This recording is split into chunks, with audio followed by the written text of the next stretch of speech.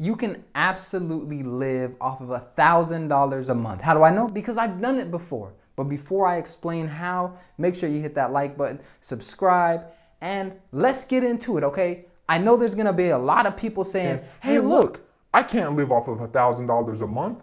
Have you seen home prices? Have you seen rental prices? Have you seen the price of food? Have you seen what Joe Biden is doing with the. Okay, I'm not gonna get into all that.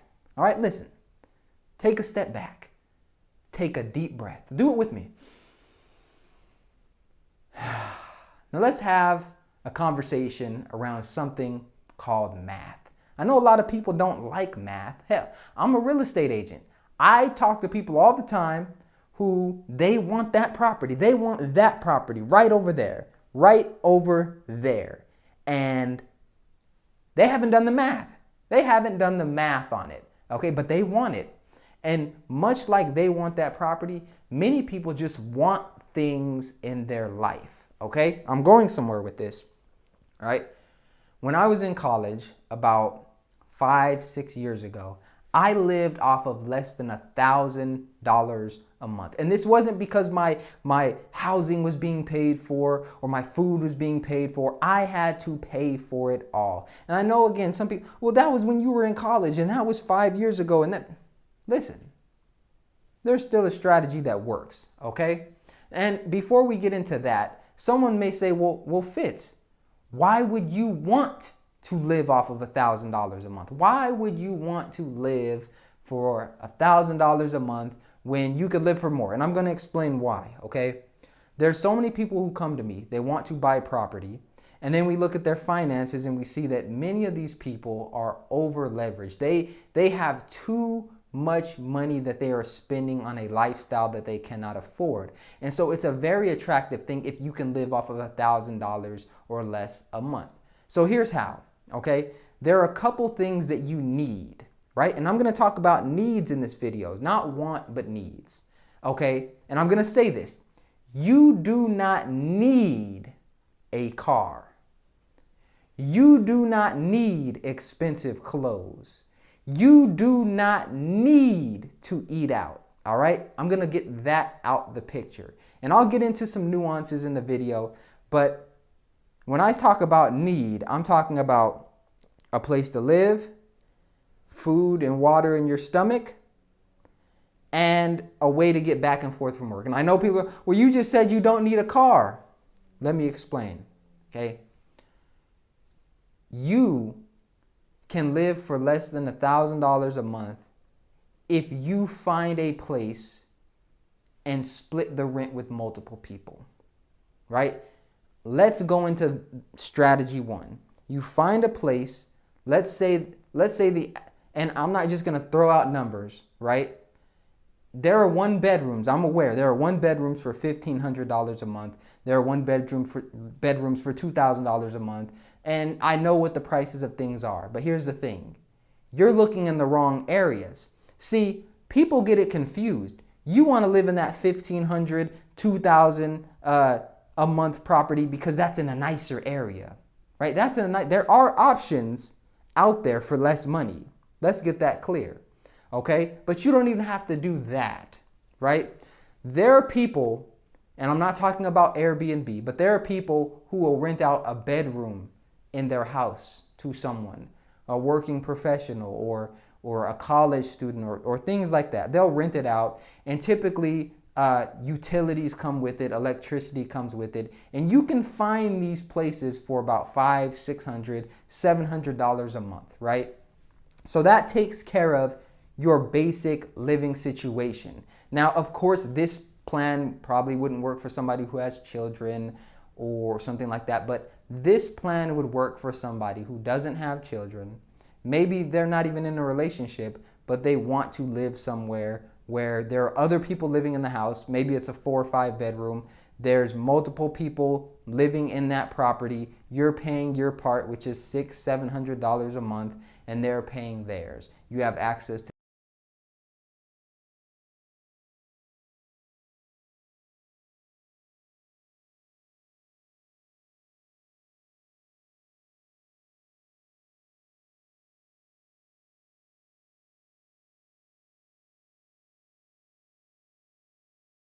access to the kitchen, you have access to the backyard, the front yard. You're pretty much living in a house, but you're sharing it with other people. That's one option. That's different than getting a roommate, by the way, okay? Here's another option, okay? Live with your parents, right? I know that's taboo. I know that you don't want to live with your parents because you're just getting laid every night and, oh, what happens if I want to get some and I'm living at my parents' house? Come on. You ain't even getting it like that. You ain't even, okay, I'm going to move on. All right? Live with your parents. That's one way, okay?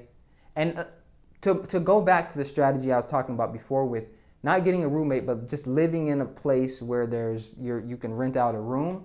Here's why that works. Because you can find nice houses where people are willing to do that and live in a great area, but you're paying less. You just have to let go of your ego. You just have to be willing to adapt and live with other people for a certain amount of time so that you can ultimately save money and do what you want to do in life, okay? This could be a 1, 2, 3 year strategy where you're paying less than $1,000 a month for your living situation and food, and then you're able to move on from that, okay? Which gets me into my next thing, all right? If you can find a place like that for $700 a month, and the rest of your money you can spend on food and maybe go watch a movie, right? And then that's $1,000. You've held yourself to $1,000 or less a month. Cool, right? Here's where I understand people are going to say, well, I have a car payment, and I have insurance, and I have student loan debt, and I have this, and I have that, and I took out my credit card debt. This is a specific strategy for a specific lifestyle. This is for somebody who's likely not in debt, who doesn't have a car payment, right? And I know, well, how am I supposed to get around without a car payment, okay? You can buy a car cash, right? As a matter of fact, after you've lived on less than $1,000 a month, you'll probably have enough saved up to where you can buy a car cash. This is what I'm saying. You don't need to go out and get a $400 or $500 a month car payment and then add another $200 on top of that for insurance a month and put yourself in $600, $700 debt. You don't need to do that. If you hold yourself to $1,000 or less a month, put yourself in a situation to where it's uncomfortable, but you know that you could do better, but you're purposefully here for a reason, right? So you can save up enough money, buy yourself a car with cash, right? And then move on with your life. But what many people do is they put themselves in all this debt. They put themselves in a living situation that they cannot afford. And then they're stuck in that situation. And then what ends up happening? They go to try to buy a house. They can't buy a house. They try to start saving for their kids to go to college. They can't do that. If you could humble yourself for 2 or 3 years of your life, live way below your means, right? Live way below your means. And I'm saying $1,000 or less a month.